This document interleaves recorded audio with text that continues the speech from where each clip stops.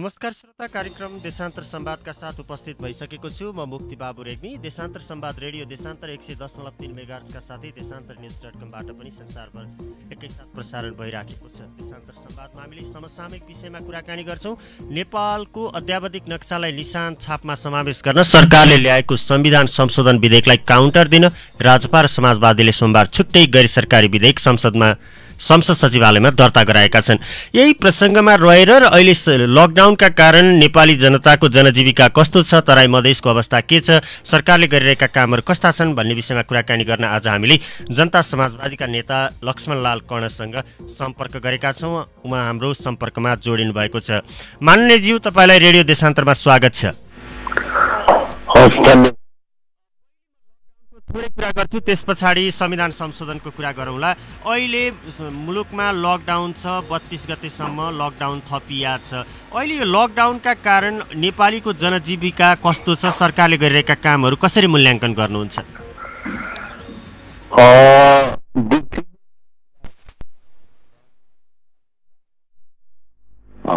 जुन किसिमको महामारी आइरहेको छ, यो मान्छेबाट मान्छे नसक्ने भएको कारणबाट यो लकडाउन गर्नुपर्ने अवस्था सरकारलाई छ र ठिकै गरेको छ, बढाइराखेको छ। किनभने कम भएको छैन, रोजै केही न केही बढिराखेको छ र सङ्ख्या अत्यधिक पुग्न थाल्यो। तर के छ भने अब यो लकडाउन मा जुन पोजिटिभ देखिराखेको छ वा बाहिरबाट आएका व्यक्तिहरूलाई जुन हामी क्वारेन्टाइन गरिराखेका छौँ, यो दुईटै अवस्था हेर्नु हो भने त्यहाँ सरकार फेल देखिन्छ। क्वारेन्टाइनको अवस्था ठिक छैन, बसोबास ठिक छैन, स्वास्थ्यको दृष्टिकोणबाट ठिक छैन। त्यहाँबाट जति गर्नुपर्ने हो पीसीआर चेक त्यो भइराखेको छैन। चेक भएको व्यक्तिलाई धेरै ठाउँमा आइसक्यो कि हस्पिटलमा आइसोलेसन वार्डको पनि कमी भइसक्यो। सरकार यो सम्पूर्ण कुरामा इमिडिएट ध्यान दिनुपर्छ। त्यो गरिएन भने भोलिको समय भयावह हो। सरकारले अहिले केमा ध्यान दिएको छ मान्यज्यू? अहिले त अब लकडाउन मात्रै भनिया छ, अवस्था त भयावह झन् दिन प्रतिदिन बढ्दै गएको छ। केमा ध्यान केन्द्रित छ अहिलेको सरकारको? सरकारको ध्यान यदि हेर्नुहुन्छ भने लकडाउन नमिआउनु बाहेक केहीमा छैन। तर त्यतिले पुग्दैन। इकोनोमिकल अवस्था हाम्रो खत्तम भइराखेको छ। एकातिर हामीलाई स्वास्थ्यमा ध्यान दिनु धेरै जरुरी छ। स्वास्थ्यमा रकम खर्च गर्नुपर्ने आवश्यकता हुन्छ भने अर्कोतिर हाम्रो इकोनोमी ठप छ भने यसलाई कसरी उकास्ने भन्ने कुरामा पनि सरकारले गृह कार्य गर्नुपर्छ र अगाडि बढाउनुपर्छ। संसदमा नै हेर्ने हो भने यदि बजेटमा करिब करिब 8.5 सदस्यहरूले कृषिमा हामी खर्च गरौँ, कृषिको अवस्था बढाउँ, कृषिमा रोजगारी थपौँ, त्यसपछि उद्योगहरू पनि फर्स्ट आवरमा सानातिना उद्योगहरू जुन छ एक्जिस्टिङ त्यसलाई चलाउने कोसिस गरौँ। अब सरकार लकडाउन बढाउने बाहेक अन्य काम गरेको अहिले देखिँदैन। राहत बाँडिराखेको रहेछ, कहीँ राहत बाँडियो। त्यो राहत बाँड्ने कामबाट यति असन्तोष छ जनतामा। राहत त जति बेला मान्यज्यू जति बेला राहतको आवश्यकता थियो त्यति बेला राहत बाँडिएको छैन। अहिले त्यसभन्दा पहिला नै राहत बाँडियो, तर अहिले त्यो अवस्था छैन। जनताहरू भोकभोकै मर्ने बेला भइसक्यो। बिल्कुल मरे पनि भइसक्यो होइन। 1-2 जना मरे पनि कारण भोकैको कारणले मरेका छन्। तर के छ भने त्यो पनि भोलि सोसल असन्तोष जन्माउँछ। तपाईँ आज बाँड्नुहोस्, हिजो बाँड्नुभयो या भोलि बाँड्नुहोस्, पाउने मान्छेले पाउँदैन र जसलाई सम्पन्नता छ उसैले पाउँछ भने यसले सोसल असन्तोष बनाउँछ। सामाजिक असन्तुष्टि यति बढ्छ कि फेरि सरकारलाई खेप्न सक्ने हुँदैन। त्यसकारण सरकारले अहिले नै सङ्घले प्रदेश र स्थानीय निकायसँग समन्वय गरिकन सम्पूर्ण कुराको व्यवस्था, सम्पूर्ण कुरा व्यवस्थित गर्नुपर्ने हुन्छ। अहिले 3 तहको सरकारबीच समन्वय भएको छ कि छैन? अहिले कहीँ पनि समन्वय गरिँदैन। अहिलेसम्मै केन्द्रले मात्रै हेरेको हो त? होइन, गाउँपालिकाले पनि आफ्नो बजेट खर्च गरेको छ राहतमा।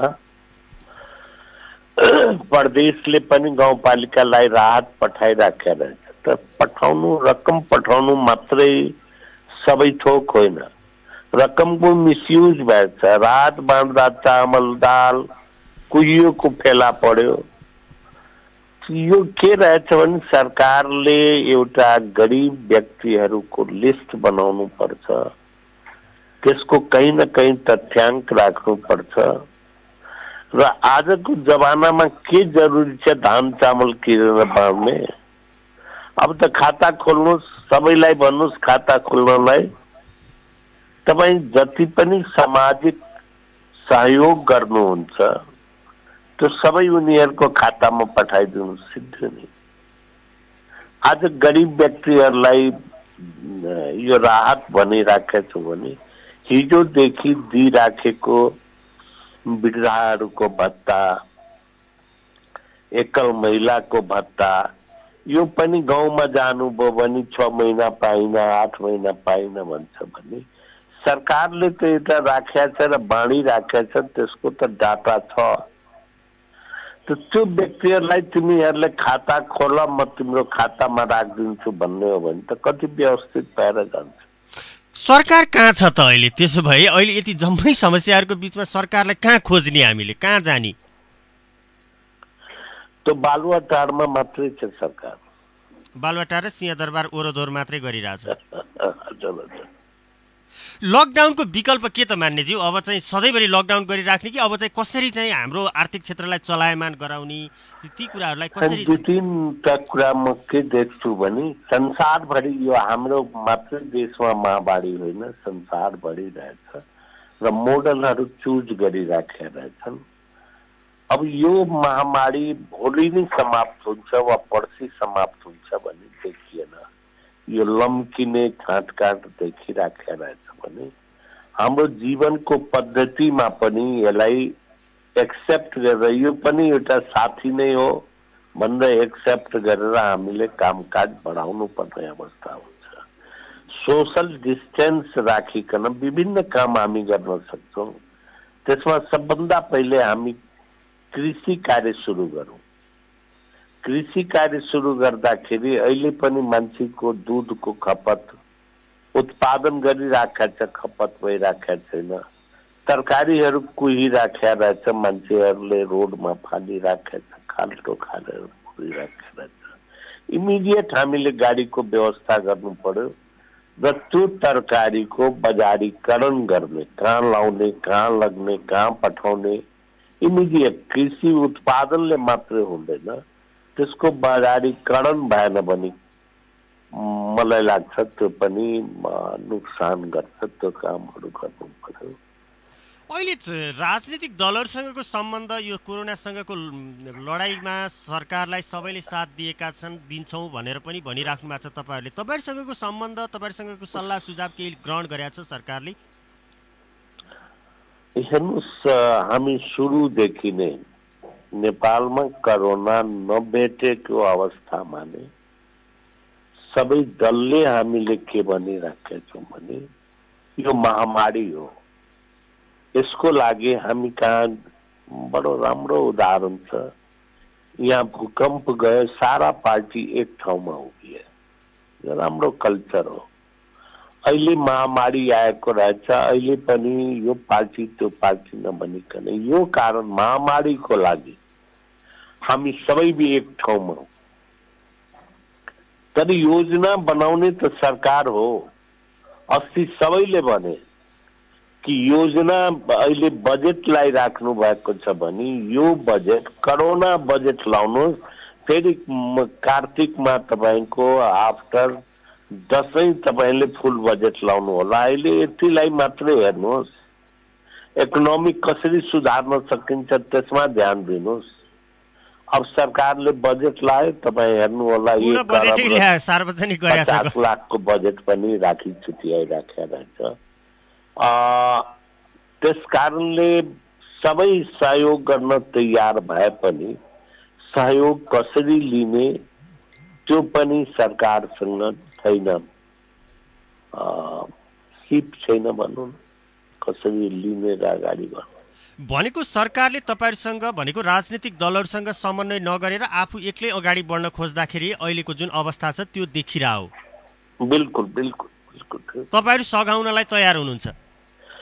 बिल्कुल, किन नसघाउने? पहिले मानिस बाँच्छ अनि मात्रै नै सबै कुरो हुन्छ। पहिला मानिस बाँच्यो भने न राजनीति हुन्छ। राजनीति हुन्छ, बिल्कुल।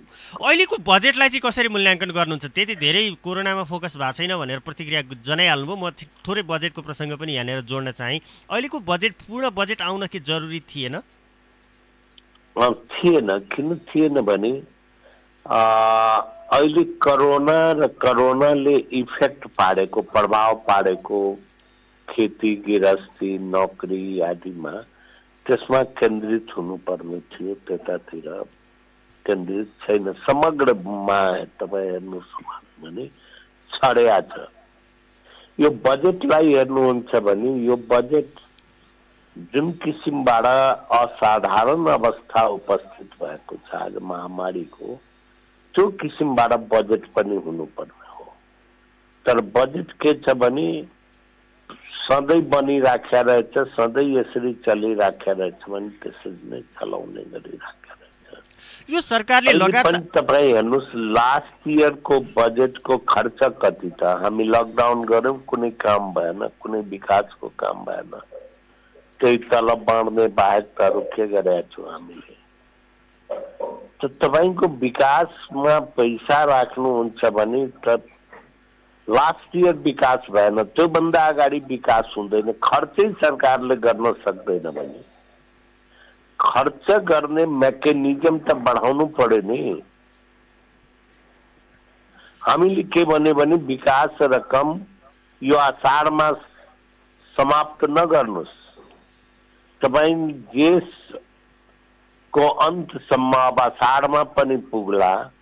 त लकडाउनमा नै मान्छे छ भने जहाँ बजेट छुन्याउनु भएछ लास्ट इयरको, त्यो खर्चा कसरी गर्छ? कहाँबाट सिमेन्टी ओसार्छ? कहाँबाट बालुवा लाउँछ?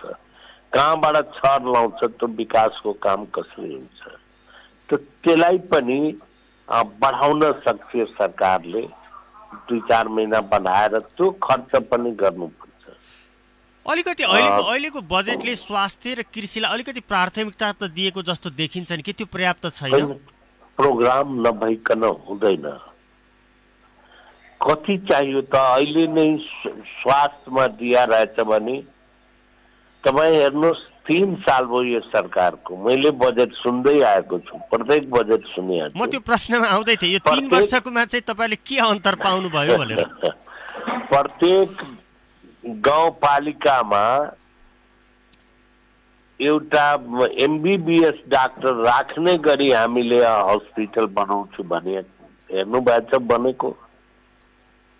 अब अहिले 23 स्वास्थ्यमा यति बेडको बनाउँछु, यति हस्पिटल बनाउँछु भनिराखेको छ, जो खर्चै गर्न सक्दैन सरकार। त बनाउँछु भनेर मात्रै पुग्यो त? त्यो कहिले बन्ला, कसरी बन्ला? त्यो आफ्नो ठाउँमा होला। 2 वर्ष लाग्छ, 3 वर्ष लाग्छ त्यो हस्पिटल बन्नमा भने आइसोलेसन त्यो बेला सुरु गर्ने, अहिले मान्छे मर्न थाले भने त अहिले त कोभिडलाई दृष्टिकोणमा राखिकन टेम्पोररी भए पनि जुन स्कुल हामी युज गरिराखेका छौँ त्यसमा पनि समस्या रहेछ। बेड राम्रो भएन, झुल भएन, पंखा भएन, बाथरूमहरू छैन पर्याप्त। यो कुराको व्यवस्था गरिकन सरसफाई गर्नुपर्ने जुन काम हो त्यो नगरिकन यो हस्पिटल बनाउँछु त्यस्तो हस्पिटल बनाउँछु भन्न खोजेको यति बेला ठुला योजना आयोजनाहरूका चर्चा गर्नुभन्दा पनि साना साना कोरोनाका चाहिँ कसरी चाहिँ सिटामोल पुर्याउने, कसरी सरसफाई गर्ने त्यतातर्फ चाहिँ ध्यान दिनु पर्थ्यो भन्ने तपाईको निष्कर्ष। बिल्कुल त्यता गरेको भए हामीले इमिडिएट जुन हामीलाई इफेक्ट पारिराखेको रहेछ, हामीलाई जुन सताइराखेको रहेछ, त्यसबाट हामी माथि उठ्न सक्छौँ। अहिले सँगसँगै अब विदेशमा अलपत्र परेका नेपालीहरूलाई स्वदेश फिर्ता गराउने जुन तयारी गरिरहेछ त्यसलाई चाहिँ अब कसरी व्यवस्थापन गर्ने अर्को चुनौती पनि छ। उहाँहरूलाई नेपाल नआउनुहोस् भन्न मिलेन, उहाँहरू आफ्नो स्वदेश आउन पाउनुपर्छ, त्यसमा दुई मात्र होइन, तर व्यवस्थापनको चुनौती छ नि, त्यसलाई कसरी सहजीकरण गर्ने? होइन, अहिले हेर्नुहोस्, लाखौं व्यक्ति त हाम्रो भारतमै रहेछ। हेर्नुहोस्, उनीहरूले अहिले आइराखेका रहेछ भने 20वटा हामीले नाका खोल्यौँ। अब भन्नुहोस्, हाम्रो नेपालमा पनि कुनै गाडी त चलिराखेको छैन, बस चलेको छैन। वीरगञ्जमा मान्छे पुगे, 1000 मान्छे पुगे, त्यसलाई काठमाडौँ आउनु छ, त्यसलाई विराटनगर जानु छ, वा पहाडतिर पनि जानु रहेछ भने केले जाने त, कसरी त जाने त?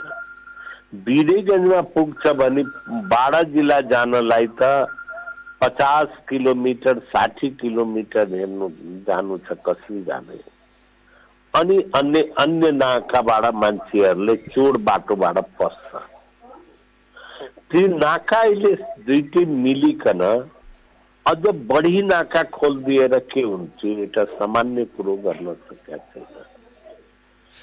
क्वारेन्टाइन सम्पूर्ण हामी नाकामा गर्न सक्दैनौँ। एउटा नाकामा रोज 10-15 हजार आउँछ भने लाखौं मान्छेहरूको क्वारेन्टाइन गर्न पुग्दैन। त्यसलाई व्यवस्था गर्नु पर्यो, उठाउनु पर्यो, गाडीले ल्याएर कुन जिल्लाको त्यहाँ लग्नु पर्यो, त्यहाँ क्वारेन्टाइन गर्नु पर्यो। यी सम्पूर्ण एउटा व्यवस्थित तरिका अपनाउनु पर्नेमा सरकारले यो सब केही पनि गरिराखेको छ। अहिले यो बीचमा चाहिँ अब नेपालको नक्सा सार्वजनिक भएको छ, राजनीतिक नक्सा, भारतले भूमि मिचिएको भनिएका कालापानी, लिपुलेख, लिम्पियाधुरा सबै समेटेर यो चाहिँ कतै कोरोनाको ध्यान भङ्ग गर्नका लागि, अलिकति इस्यु डाइभर्ट गर्नका लागि आएको हो भनेर मैले भने पनि म कतै मेरो चाहिँ बोलीमा पूर्वाग्रह रहन्छ कि यो सत्य हो? दुईटा यसो हेर्नुहोस् न, सरकारमा आफत आफ्नै पार्टीको बीचमा आयो, आफ्नो पार्टी समेत फोड्नको लागि दल विधेयकमा परिवर्तन गरियो। तपाईहरुको पार्टी फोड्नलाई हो रे नि त त्यो त त्यति बेला त के हुन्छ भने खाल्टो खस्दाखेरि त्यो खाल्टो बनाउनु भयो भने अरूले खस्छ भन्ने होइन, आफू पनि त्यसमा पुडिन्छ। त्यो अवस्था देखियो, मैले भने हो। त्यो पनि संकट नै थियो सरकारलाई। जाओ तिमीहरू पनि अलग हुन्छ भने अलग हो भन्ने परिस्थिति पनि भयो। हाम्रो लागि गरे त बनाई हो, तर आफ्नो लागि पनि असर परिराखेको थियो। अहिले कहीं पनि संसारमा राष्ट्रवाद एउटा अफिम हुन्छ, नागरिकलाई यो अफिम बाँडिराखेको छ। आज नक्साको जरुरत हामीलाई छ वा जुन नेपालको भूमि गुमिराखेको छ त्यसलाई प्राप्त गर्ने हामीले कोसिस गर्नु पर्यो। कसरी प्राप्त हुन्छ, के माध्यमबाट प्राप्त हुन्छ, त्यसमा सरकार लाग्नु पर्नेमा साधारण चटक हुन्छ नि, मदारीहरूले एउटा चटक देखाइदिए, नक्सा निकाले, केही दिन मान्छेहरू त्यसमा भन्न खोजेको यो मेलाको चटक हो। चटक मात्रै गरिराखेको छ। के हो त, त्यो छेउछाउमा हामी पुग्न सक्छौँ यो नक्साले? नक्सा फेरि खप्टी नक्सा छ, उसको पनि नक्सामा, हाम्रो पनि नक्सामा खप्टीकन नक्सा बन्यो। म के भन्छु भने तपाईको हाम्रो भूमि गुमिराखेको रहेछ भने हामी कसरी प्राप्त गर्ने, त्यसको बाटो स्वयं प्रधानमन्त्रीजीले के भन्नुभयो भने वार्ता बाहेक यसको अन्य विकल्प छैन भन्ने कुरा भन्नुभयो भने सम्पूर्ण शक्ति हामीले वार्तातिर लगाउनु पर्यो नि। आफ्नो सम्पूर्ण प्रमाण टेबलमा राख्नु पर्यो नि। त्यो नगरिकन यो गरेर आखिर हुने के हो त? 2 दिन हामी खुसी होला, 2 दिन सडकमा केही व्यक्तिहरू नाच्छन्, त्यसले हुने के हो? त्यसकारणले तपाईले जुन कल्पना गर्नुभयो त्यो बिल्कुल ठिक हो। भन्न खोजेको यति बेला चाहिँ जति धेरै पहल वार्ताका लागि ध्यान दिनु पर्थ्यो, नक्सा भन्दा पनि हामीले वार्ताका लागि पहल गरेर यो समस्या समाधान गर्नु पर्थ्यो भन्ने निष्कर्ष हो। बिल्कुल, आफ्नो सम्पत्ति आफ्नो हातमा लिनु पर्छ। अहिले संविधान संशोधनको प्रस्ताव, निशान छाप लगायतका कुराहरू संशोधन गर्नका लागि संविधान संशोधन प्रस्ताव संसदमा सरकारले दर्ता गराएको छ। सँगसँगै तपाईँहरूले पनि संविधान संशोधन प्रस्ताव अर्को चाहिँ दर्ता गर्नुभएको छ। यो अहिले चाहिँ संविधान संशोधन यति बेला चाहिँ आवश्यक थियो? होइन, आवश्यक 3 वर्ष अगाडि नै थियो, किनभने हामीले माग गरेको संविधान संशोधनको कुरामा त मान्छेहरूले रगत दिया छ, यहाँका जनताले रगत दिया छन्। मधेसी जनजाति, दलित, थारूको रगत लागेको छ। आज पनि हजारौं व्यक्तिहरू अपाहिज भएछन्। करिब 100 जना मान्छेहरू जेलमा बसिरहेका छन् त्यही आन्दोलनका। उनीहरूको एकमात्र उद्देश्य हाम्रो पनि अधिकार कहीं न कहीं यसमा सुनिश्चित होस् संविधानमा भन्ने रहेछ भने यसको आवश्यकता 3 वर्षदेखि छ, आन्दोलन ताकादेखि नै छ र हामी त्यसमा लागि। त्यति बेला तपाईँले दर्ता नगर्ने, अहिले सरकारले चाहिँ संविधान संशोधनको प्रस्ताव दर्ता गरेपछि तपाईँले पनि दर्ता गर्नुको कारण चाहिँ के हो त्यो जान्न खोजेँ। होइन, मैले त्यही भने तपाईँको हाम्रो मागमा आवश्यकता तपाईँको पहिलेदेखि हो, तपाईँले उठाउँदै आएको राजनीतिक मुद्दा हो, त्यसमा दुई मत छैन। तर यति बेलाको अवस्था किन भनेर मैले प्रश्न गरेको। यति बेलाको के भने सरकार गर्छु भन्नै पनि आएको छ। तपाईँलाई फकाएकै हो नि त? फकाएको भन्नुहोस् वा बेइमानी गरेको भन्नुहोस्। फकाउन त के फकाउँछ, बेइमानी गर्छु भनिकन। राज्य पनि बेइमानी कहीँ पनि संसारमा गर्दैन, तर राज्यले ठगी पनि गर्दो रहेछ, बेइमानी पनि गर्दो रहेछ। त्यो देखियो। अहिले सरकारले ल अब संविधान संशोधन हुन्छ भन्ने कुराको ढोका खोल्दाखेरि त हाम्रो यो ढोका नै खुल्यो भने हाम्रो कुरा पनि राख, यसमा पनि विचार गर, यो पनि संशोधन गर, यो पनि प्रक्रियामा लौ भनिकन हामी प्रवेश गरे। यो तपाईहरुको प्रस्ताव त पारित हुने सम्भावना एकदमै कम छ, किनभने सत्तारूढ दलले यसमा चाहिँ असन्तुष्टि जनाइराखेको छ, हुँदैन भनिरहेछ। यो के तपाईँहरुले राजनीतिका लागि राजनीति गर्न मात्रै हो त कि यो एजेन्डा स्थापित गर्ने के त? यो भन्दा अगाडि पनि यही सरकारमा नभए पनि पार्टी त थियो, खेल गरे हो। तो जनताको जुन इच्छा रहेछ, जनताको अपेक्षा रहेछ भने यो राजनीति होइन, जनताले चाहेको कुरा हो, जनताको माग हो, जनताको आवश्यकता हो। त्यसलाई सरकारले जबरदस्तीमा गर्दिन भन्छ भने त लोकतन्त्रमा जनताले यसलाई फेरि मूल्याङ्कन गर्छ, हेर्छ। भनेको तपाईहरुले अहिले पेश गरेको संविधान संशोधनको, तपाईहरुले पेश गरेको विधेयक आगामी निर्वाचनमा चाहिँ चुनावी एजेन्डा हुन्छ भन्ने किसिमले पनि तपाईहरु इस्टाब्लिश गर्न खोज्दै हुनुहुन्छ? होइन, हाम्रो चुनावी एजेन्डा त्यो भन्दा अगाडि पनि थियो। हैन, विगतमा पनि थियो, अब पनि हुन्छ भनेर एजेन्डा त रहिरहन्छ नि। हैन, मैले विगतमा पनि थियो, अब पनि रहन्छ। त्यसका लागि चाहिँ एकपटक संविधान संशोधनको प्रस्ताव सरकारले आफ्नो तरिकाले गरिराखेको बेला तपाईहरुले गैर सरकारी विधेयकको रूपमा दर्ता गर्नु भएको हो। हजुर हजुर, गर्यो। अब चाहिँ नेपाली राजनीति कसरी अगाडि बढ्छ? यति बेला सबै कुराहरू समस्या समाधान गर्नका लागि नेपाली राजनीतिक दलहरू एक ठाउँमा उभिनु पर्ने अवस्थामा यसरी चाहिँ अब कसरी अगाडि बढाउने? होइन, हेर्नु, सरकार जहिले पनि उत्तरदायित्व वहन गर्नुपर्छ र उदार हुनुपर्छ, ठुलो हृदय हुनुपर्छ। जनताको हृदयमा समग्र जनता हटाउनुपर्छ। गरीब, धनी, पहाड, हिमाल, तराई सबै जनता हटाउनु पर्छ। सरकार नै पूर्वाग्रह लिएर बस्छ, सरकार नै तराई पहाड गर्छ भने त्यो सरकार धेरै दिन टिक्दैन। कहीं न कहीं अप्ठ्यारामा फस्छ। यो 2/3 नजिक छु भनेर सरकार लामो चल्न सक्दैन। त्यसकारणले सरकारले आफ्नो परिवेश फेर्नु पर्छ। सबै दलको साथ लिनु पर्यो, सब समुदायको साथ लिनु पर्यो, सबै जनताको साथ लिनु पर्यो र अगाडि बढ्नु। सबैको सहमति साथमा मात्रै सरकारले काम गर्न सक्छ भन्ने निष्कर्ष अनि मात्र देश पनि बन्छ। हुन्छ मान्यज्यू, तपाईँले समय दिनुभयो, तपाईँलाई धेरै धेरै धन्यवाद। हस्, धन्यवाद। हस्, हुन्छ। तपाईँसँग आगामी श्रृङ्खलामा पनि कुराकानी गर्ने नै छौँ हामीले। यही प्रसङ्गका साथ आजको देशान्तर संवाद टुङ्ग्याउने बेला भइसकेको छ। देशान्तर संवादमा आज हामीले जनता समाजवादीका नेता लक्ष्मणलाल कर्णसँग कुराकानी गऱ्यौँ। उहाँसँग हामीले लकडाउनका विषयमा कुराकानी गऱ्यौँ, संविधान संशोधनका विषयमा कुराकानी गऱ्यौँ र बजेटका विषयमा, मधेसवादी दलहरूको विषयमा धारणा के हो भन्ने विषयमा रहेर कुराकानी गऱ्यौँ। यही प्रसङ्गका साथ आजको देशान्तर संवाद यति नै। भोलि अर्को विषयवस्तुका साथ हाम्रो भेट पुनः हुने नै छ। म मुक्ति बिदा भएँ। रेडियो देशान्तर 100.3 मेगाहर्ज सुन्दै र देशान्तरन्युज.com पढ्दै गर्नुहोला। नमस्कार, शुभ दिन।